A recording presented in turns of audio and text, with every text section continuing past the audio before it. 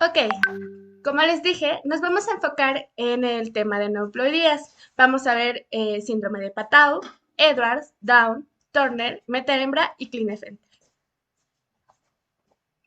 Bueno, primero tenemos que definir qué son las aneuploidías. Y primero, para esto tenemos que saber que son anomalías que se encuentran en el genoma humano y que estas a su vez, estas anomalías cromosómicas se van a dividir en dos, en estructurales y en numéricas. En las estructurales encontramos las que ven en la imagen de lesión, duplicación, inversión, sustitución y translocación. Pero las aneuploidías se encuentran dentro de nuestras alteraciones numéricas, es decir, aquellas alteraciones donde se ve alterado el número de cromosomas y que esta consiste en la pérdida o ganancia de estas.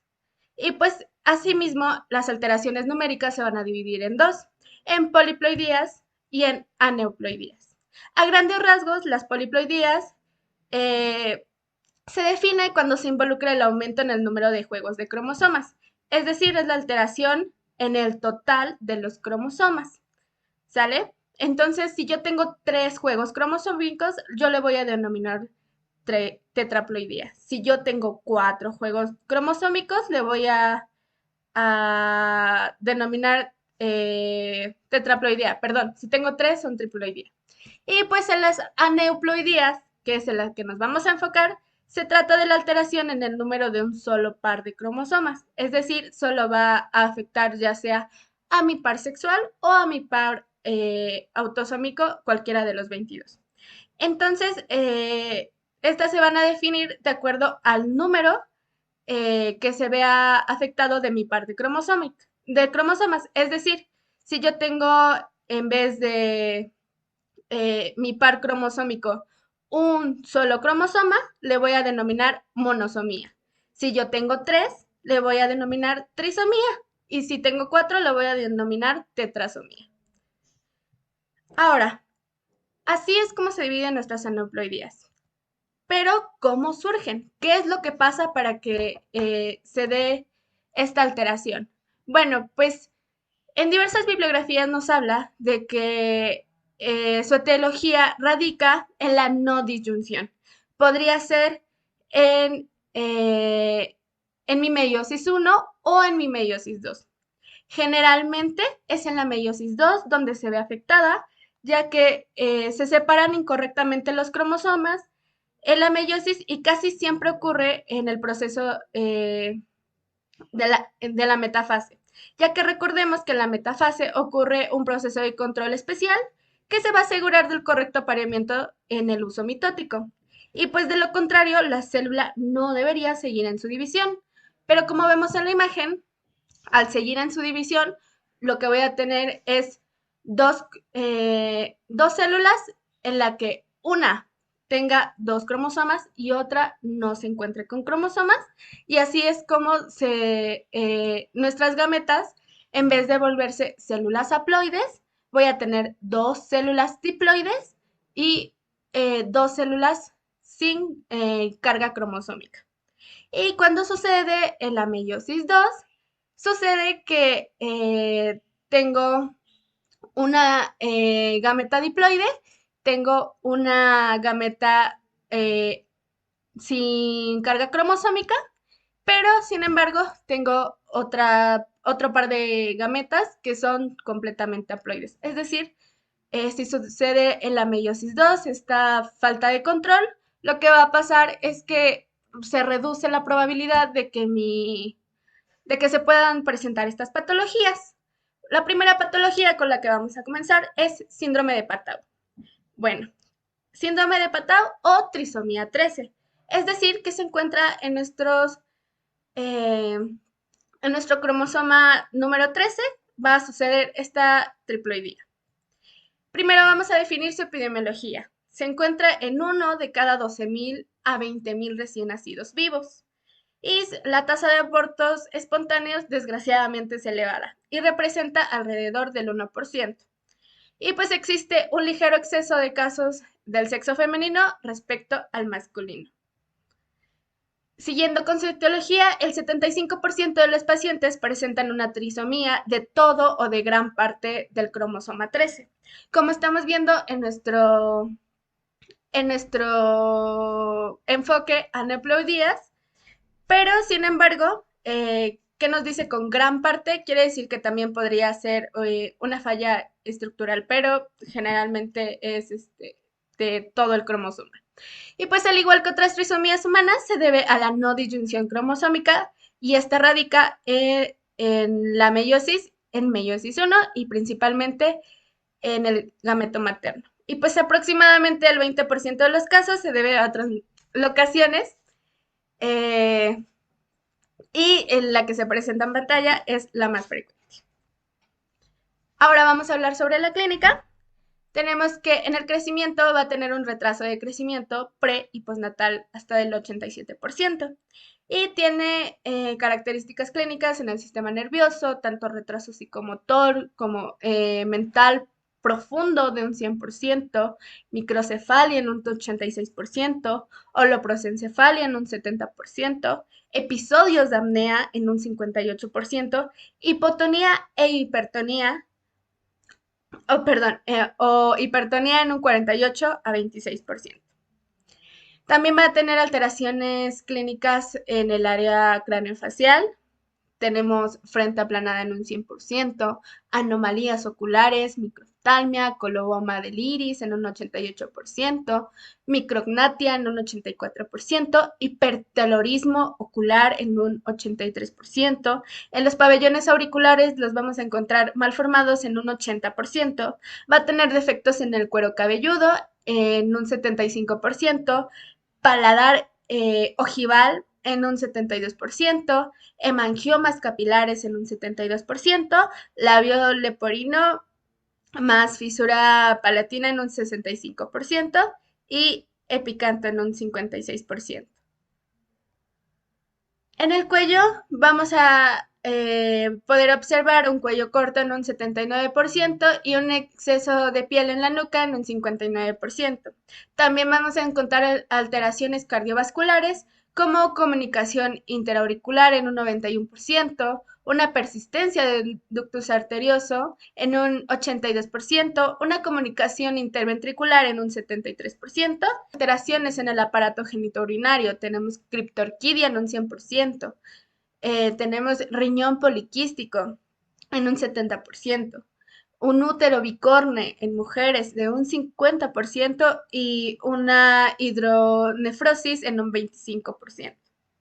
También contamos con el diagnóstico para esta triploidía, en donde vemos que el 80% de los fetos se detecta mediante ultrasonidos prenatales, gracias a la holoprosencefalia característica en este síndrome, y pues otras características craneofaciales de las que ya hemos hablado.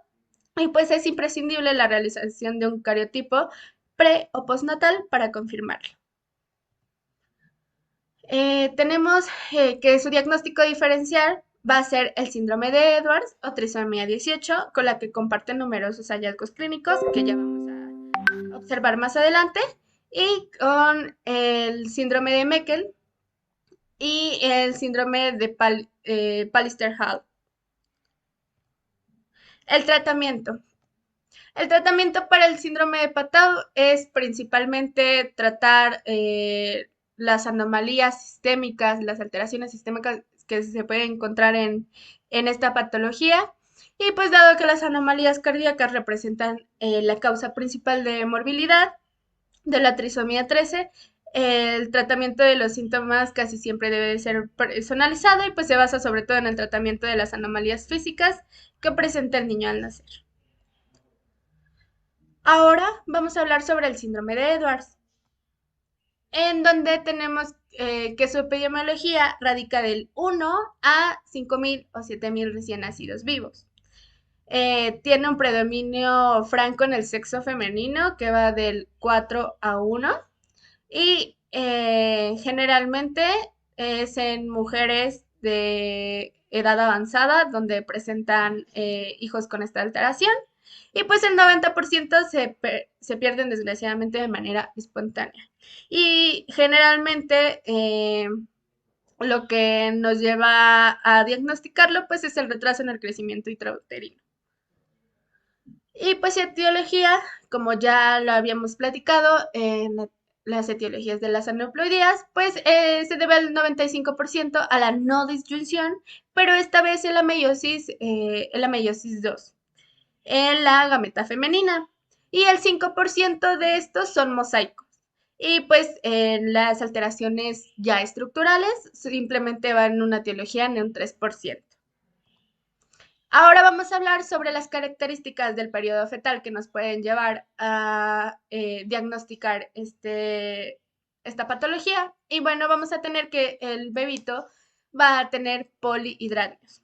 Y esto lo va a provocar esta hipomotilidad fetal durante el embarazo y va a tener niveles bajos de gonadotropina coriónica humana. Al nacimiento, nosotros vamos a observar peso bajo, poca grasa cutánea, llanto débil, hipotonía, espasticidad en las extremidades. Y su fenotipo, vamos a observar características como la dolicocefalia o la microcefalia, el occipucio prominente, el diámetro bitemporal estrecho, una boca pequeña, micropnatia, pabellones auriculares displásicos, criptorquidia, clítoris prominente, pies en mecedora, sindactilia y piel marmorada. Y también vamos a tener otras afectaciones como el riñón en herradura, cardiopatías congénitas, una comunicación interventricular, una atresia esofágica y vamos a observar también el divertículo de Meckel. La vida de estos pacientitos va de 48 horas a 18 meses o 60 días en promedio y solo el 5% sobreviven más allá del año, pero su esperanza de vida es muy poca, debido al grave retraso global en el neurodesarrollo. El diagnóstico, bueno, se debe de sospechar ante la presencia del retraso de crecimiento con, ya lo habíamos hablado, el polidratmios, pero también vamos a encontrar otras características a la hora de hacer la auscultación a la embarazada, donde nosotros vamos a ver en el ultrasonido una arteria umbilical única, o podemos ver características bioquímicas, un triple marcador sérico con 3 parámetros bajos, alfa fetoproteína de estriol no conjugado y de gonadotropina coriónica humana. El diagnóstico se va a llevar a cabo también por cariotipo fetal, en el que nosotros vamos a observar esa triploidía en nuestro cromosoma autosómico número 18 y su diagnóstico diferencial va a ser el síndrome que ya habíamos hablado, síndrome de Patau, con quien comparte, pues ya pudimos ver numerosos hallazgos clínicos, con el síndrome de Pena-Shocker y el síndrome cerebro-oculofacial esquelético. Para el asesoramiento genético, nosotros podemos hablar con los padres de que la probabilidad de que esto ocurra depende de las anomalías que se puedan llevar de manera estructural como numérica. Y pues desgraciadamente en el síndrome de Edward los abortos espontáneos son muy altos, al igual que en el síndrome de Patau aumentan un 20%.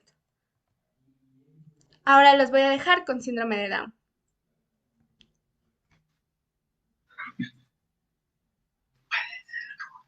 Bueno, ahora es importante destacar que el síndrome de Down también se va a conocer como trisomía 21, debido a que vamos a tener un cromosoma de más en este par.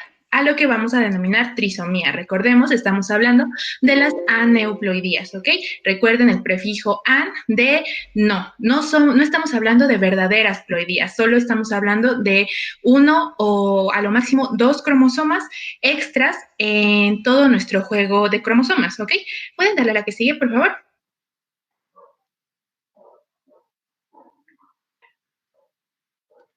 Bueno, ahora, importante, aquí yo les estoy colocando un cariograma. Recordemos la diferencia entre cariograma y cariotipo.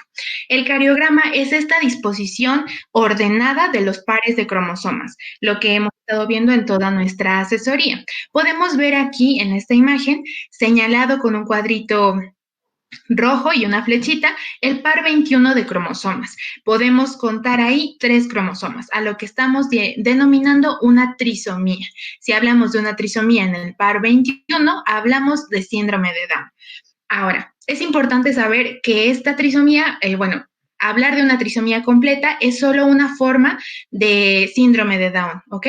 Debido a que esta se puede presentar, si bien por una trisomía completa de todo el cromosoma dentro del par 21, lo que hemos estado comentando, también se puede presentar una trisomía parcial. Me refiero a que solo una región del cromosoma del par 21 va a estar de más, ¿ok? Va a estar extra. Esta la vamos a denominar como una región crítica. Podemos ver ahí el locus, que es la subbanda 3 de la banda banda 2 de la región 2 del brazo largo del cromosoma 21, ¿ok? Es muy importante detectar que en esta región, en este locus, vamos a tener genes importantes, ¿ok?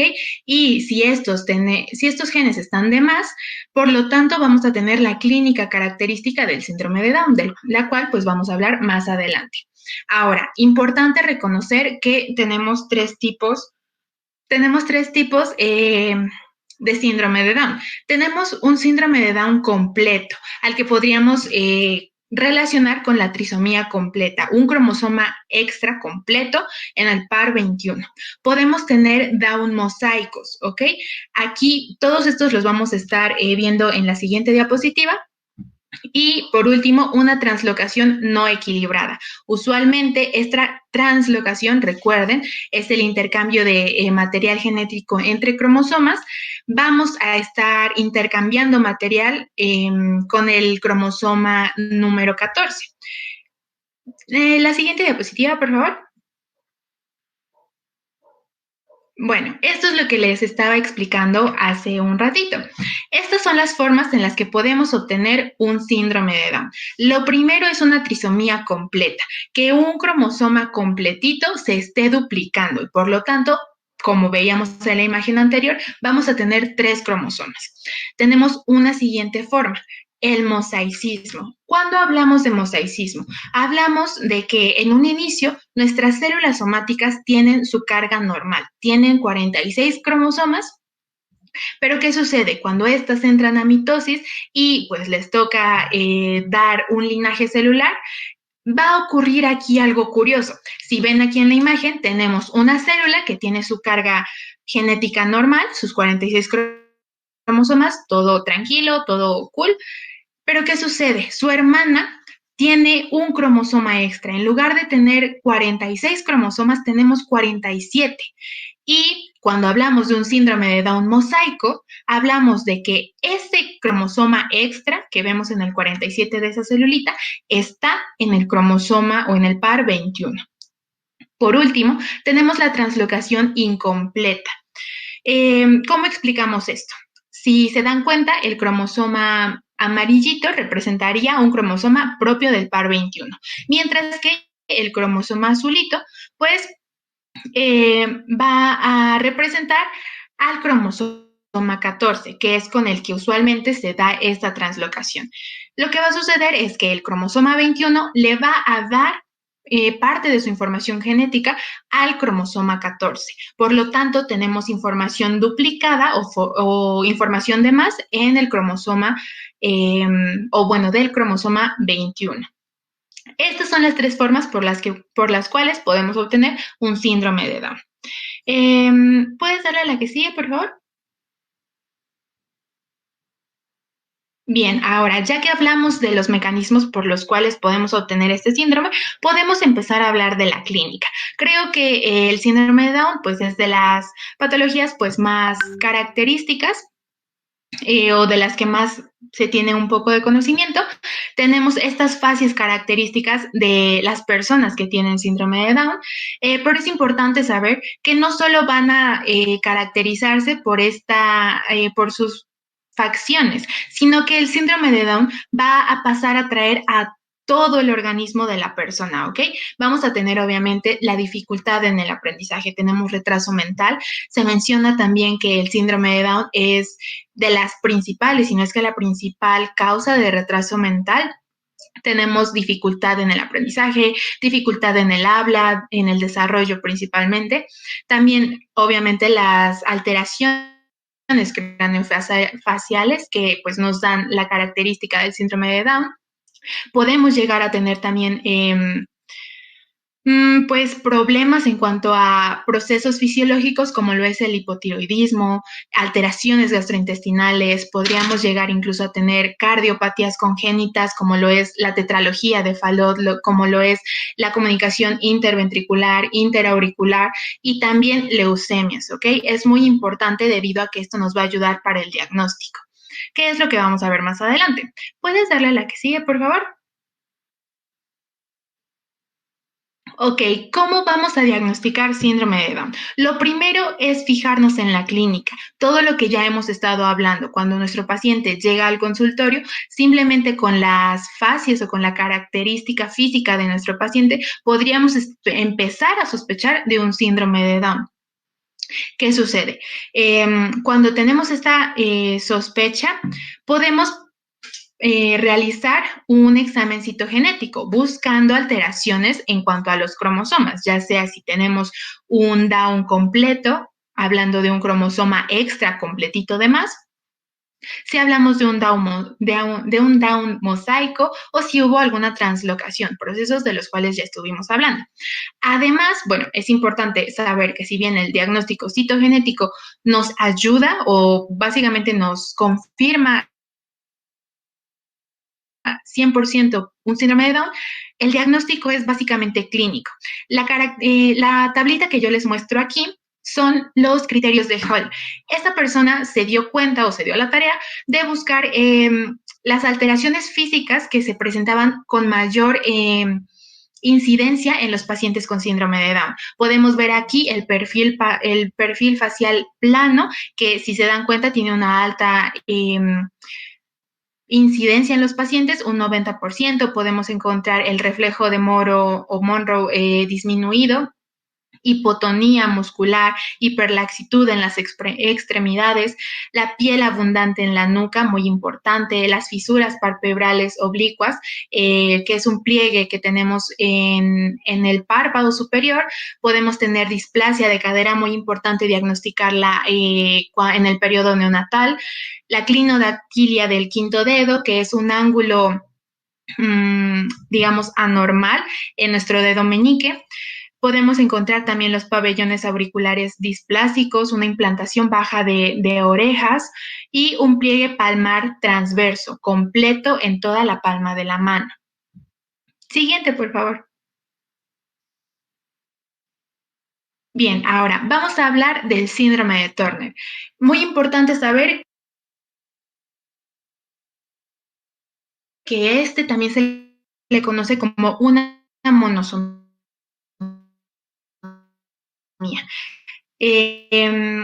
Podemos ver ahí su cariotipo, su fórmula sería 45X, pues 0. Y ahorita vamos a... Noten que hay algo distinto aquí. Si nosotros pasamos nuestra vista por cada una de estas, cada uno de los pares, podemos notar que en el par sexual hay algo ahí que falta. Y es un cromosoma. No solo tenemos una X en ese par. No tenemos una Y, no tenemos otra X extra. Por lo tanto, hablamos de que ahí hay una monosomía. Recordemos, ya hemos estado hablando de trisomías. Hablamos de que en un solo par hay 3 cromosomas en lugar de 2. En el caso de las monosomías, vamos a tener un solo cromosoma en un determinado par. En el caso del síndrome de Turner, la monosomía se va a presentar en el par sexual. Ahora, muy importante saber que esta va a ser la única monosomía compatible con la vida. ¿Por qué? Porque es la única que es compatible debido a que se va a dar en el par sexual. ¿Ok? Recuerden, tenemos un par sexual y el resto de los pares cromosómicos son autosómicos. Recuerden que la información que está dentro de estos cromosomas es de suma importancia para la supervivencia, para que se puedan dar estos procesos fisiológicos, para que se puedan dar el desarrollo de los órganos. Y si hay información que nos esté sobrando en estos cromosomas autosómicos, no nos podemos seguir desarrollando, viéndolo así. En el cambio, bueno, sí, en cambio, vamos a tener que el par sexual es un poquito más flexible, por lo tanto, podríamos disponer solo de un solo cromosoma. Ahora, podemos tener una incidencia del 1% en cuanto a todas las concepciones, en cuanto a las mujeres que tienen el síndrome de Down. Digo, perdón, el síndrome de Turner. La que sigue, por favor. Ok, ahora, importante saber que al igual que en el síndrome de Down, vamos a tener un Turner completo, un Turner mosaico y obviamente dependiendo de cuál sea el mecanismo por el cual se creó, si es un Turner completo o un mosaico, la clínica de estas pacientes va a ser más acentuada o menos acentuada. Lo característico que va a estar 100% en las pacientes con síndrome de Turner va a ser la talla baja, ¿ok? Estas pacientes son muy pequeñitas y se caracterizan también por tener un infantilismo sexual. Podemos hablar también de disgenesia ovárica, hablar de pterigum colli, ¿ok? Este es muy importante, el cuello alado, lo que caracteriza a estas pacientes, como lo podemos ver en las imágenes. Vamos a tener un pliegue extra de piel en el cuello, muy importante detectarlo. Se menciona que también podemos encontrar este tórax en escudo, que es un tórax más ancho, linfadema de manos y pies y pues obviamente el retraso de la pubertad en las pacientes. Además, podemos encontrar el escaso desarrollo mamario y también amenorrea primaria. Estas pacientes no van a menstruar y muy probablemente lleguen al consultorio para una consulta por este motivo. Aquí nosotros viendo toda las características físicas de la paciente, podemos empezar a orientarnos con respecto al síndrome de Down. Digo, al síndrome de Turner, perdón. Siguiente, por favor. Ok, ahora hablando del diagnóstico, es básicamente lo que yo les mencioné con el síndrome de Down. ¿Qué sucede aquí? Ya les mencioné, nos vamos a apoyar mucho de la clínica. Es importante saber todos estos, todo el cuadro clínico del síndrome de Turner, debido a que esto nos va a ir orientando. Con base a todos los criterios físicos que podamos encontrar en la paciente, podemos mandar a hacer un diagnóstico citogenético, buscando alteraciones en cromosomas. Cuando tenemos el síndrome de Turner ya diagnosticado, procedemos a descartar la presencia de un cromosoma Y. ¿Por qué? Porque la presencia de un cromosoma Y en las pacientes con síndrome de Turner se relaciona con la expresión de tumoraciones malignas en cuanto a las gónadas. Por lo tanto, si las pacientes tienen esta Y extra en sus cromosomas, se recomienda hacer una resección quirúrgica de las gónadas como una profilaxis. La que sigue, por favor. Ok, ahora en cuanto al tratamiento y el seguimiento, es muy importante diagnosticar a estas pacientes y una vez que se tienen diagnosticadas, darles un tratamiento y apoyo para que éstas puedan pues continuar con su vida. Muy importante valorar la presión arterial, debido a que estas pacientes pueden presentar alteraciones en cuanto a su sistema urinario, en cuanto a riñón, y esto nos podría condicionar una hipertensión arterial. podemos, siempre que estas pacientes vayan a consulta, descartar otitis media y otitis serosa, porque también se presentan con alta frecuencia en el síndrome de Turner.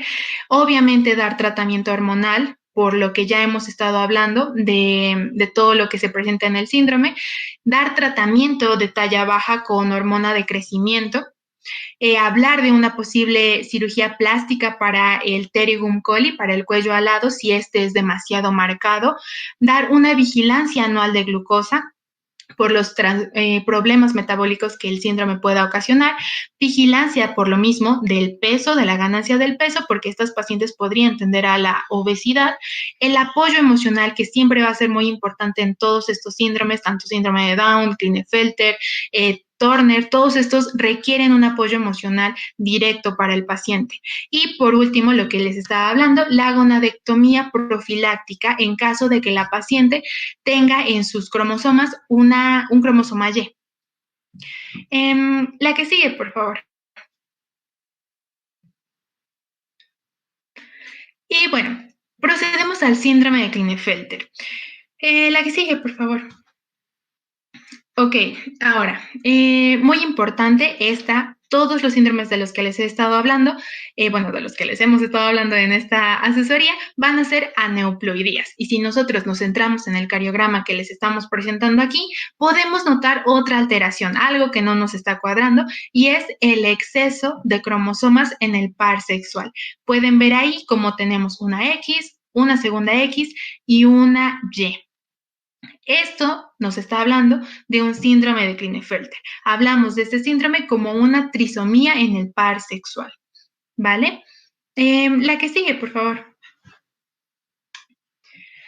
Ahora, hablando de la incidencia, esta se va a presentar en 1 de cada 1000 varones nacidos. Muy importante, el síndrome de Klinefelter va a afectar a varones, ¿ok? No a mujeres. Ahora, hablando de los tipos, la mayoría del síndrome de Klinefelter va a ser el resultado de un cariotipo, digamos, de un síndrome de Klinefelter puro, completo, como yo les hablaba del síndrome de Down completo, en donde tenemos el cariotipo de 47 cromosomas de más. Aquí vamos a tener lo mismo. Lo que lo caracteriza va a ser la presencia de una X extra. Si se dan cuenta, tenemos ahí 47XXY. Y esto nos condiciona un síndrome de Klinefelter completo.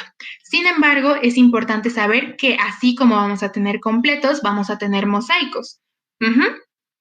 Lo que les estaba hablando, pues, en los anteriores síndromes. Bueno, la que sigue, por favor. Bueno, ahora hablando de la clínica, estos pacientes van a tener un desarrollo normal durante la infancia.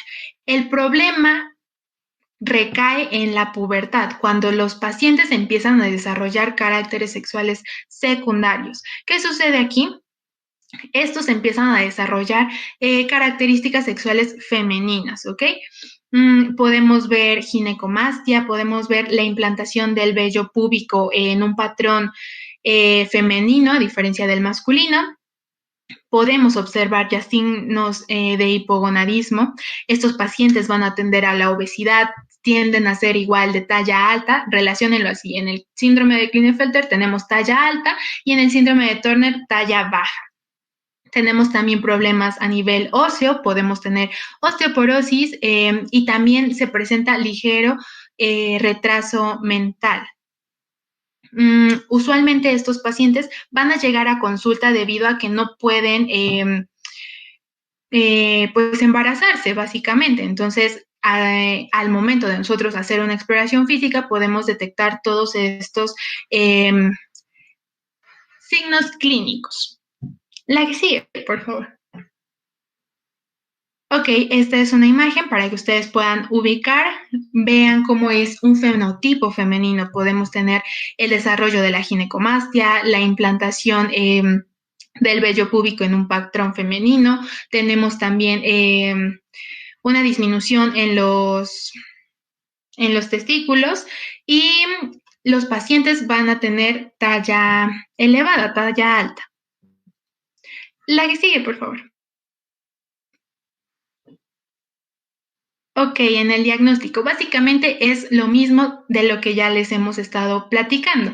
Gracias a todas estas características físicas que el paciente pueda presentar, nosotros, gracias a apoyándonos a una historia clínica, podemos empezar a sospechar de un posible síndrome de Klinefelter. Depende también de la edad de nuestro paciente. Si el paciente que llega es un niño, podemos empezar a buscar signos de retraso leve, un comportamiento inmaduro. Si el paciente es un adolescente, podemos a la exploración física encontrar testículos pequeños, de menor consistencia.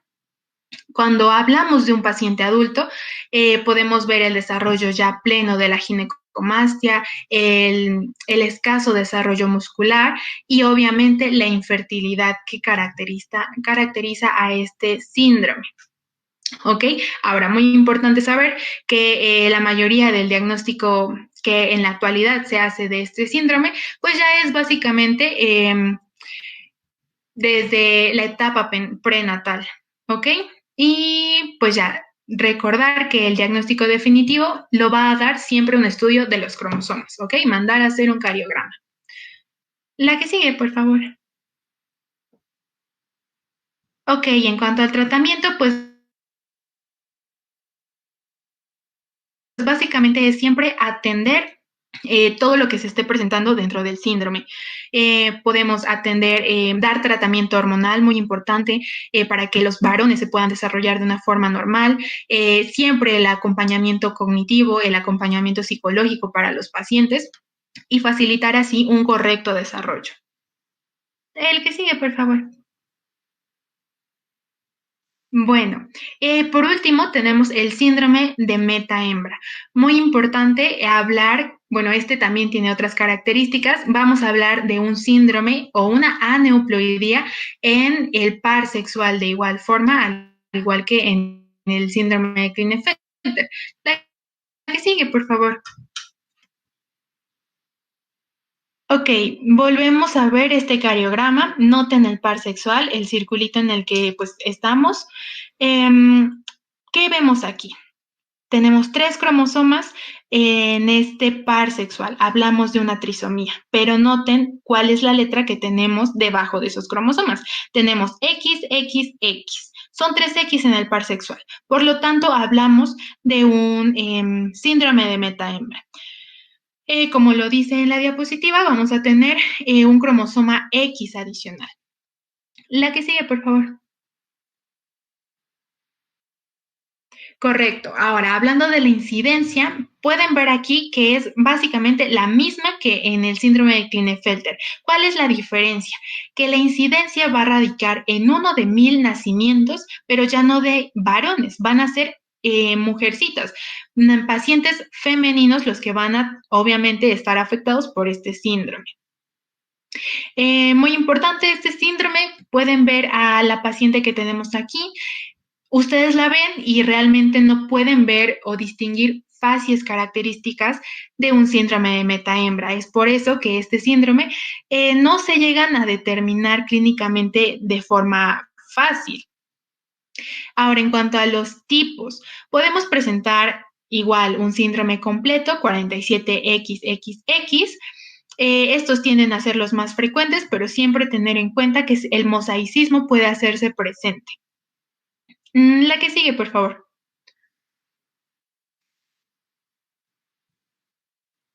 Ok.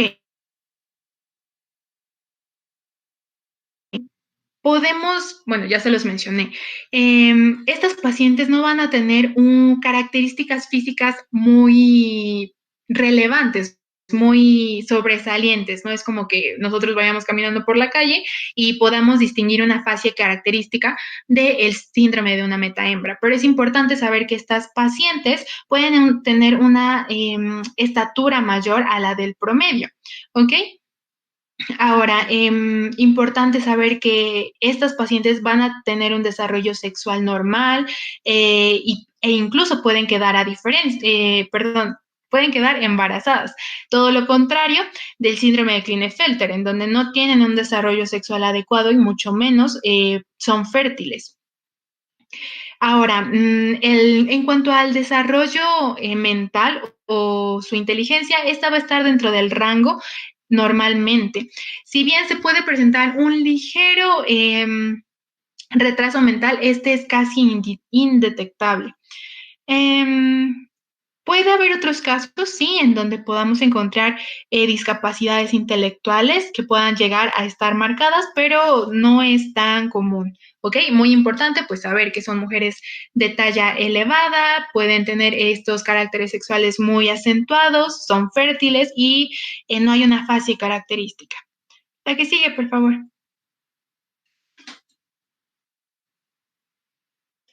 Ok, en cuanto al diagnóstico, volvemos a lo mismo. Sé que soy muy repetitiva, pero es importante que lo tengan en cuenta. Esto, pues, se puede hacer gracias a la clínica. Si bien nosotros no tenemos una fase o datos clínicos que se puedan reflejar visiblemente en las pacientes con síndrome de meta-hembra, es importante hacer una historia clínica detallada, ¿ok? Podemos buscar signos de retrasos en el desarrollo, ya sea en cuanto al lenguaje o un retraso motriz. Podemos encontrar hipotonía muscular, hipertelorismo, pliegues en epicantos, clinodactilia, por ejemplo. La estatura alta también es muy característica de estos pacientes, ya se los mencioné. Obviamente nos podemos apoyar y pues básicamente el diagnóstico definitivo pues va a ser un estudio de cromosomas, como lo hemos estado platicando. Y bueno, la que sigue, por favor. Y bueno, por último, en cuanto al tratamiento, en cuanto al seguimiento, muy importante evaluar qué tipo de paciente estamos tratando. Si estamos hablando de un paciente, pues, que es pediátrico, si estamos hablando de un paciente adolescente, si estamos hablando de un paciente en edad adulta. Y también la gravedad del fenotipo que se esté presentando. Ahora, el pronóstico de este síndrome pues va a ser variable, depende de la gravedad con la que se esté presentando y también de las manifestaciones clínicas que el síndrome esté mostrando. Y pues bueno, eso sería todo por parte de la sesión de asesorías de este día. Si tienen alguna duda, por favor, nos la pueden hacer saber. Con mucho gusto se las vamos a contestar.